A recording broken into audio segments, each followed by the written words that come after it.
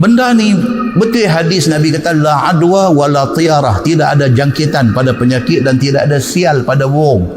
Maksud tak ada jangkitan pada penyakit tu bukan menafikan ada penyakit berjangkit. Penyakit berjangkit, tetapi nak berjangkit ke tak itu dengan izin Allah. Itu maksud dia, jangan salah faham. Jangan kata no, hadis kata tak ada boleh berjangkit. Bukan macam tu. Penyakit berjangkit, dia wabak. Daripada epidemik, wabak setempat dia menjadi pandemik. Wabak sampai satu dunia kena, dia dah jadi pandemik.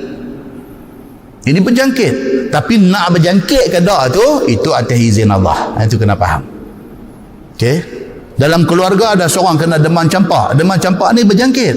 Tapi pelik dalam rumah tu, seorang kena demam campak, 2 orang kena, lepas tu 5 orang tak kena. Padahal duduk dalam rumah tu makan minum sekali apa semua, tapi 5 orang tak kena.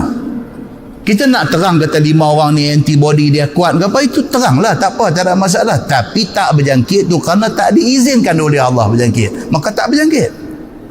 Tapi kita kena ada precaution, kena ada langkah berjaga-jaga. Oleh kerana benda ni membahaya, kita kena jaga.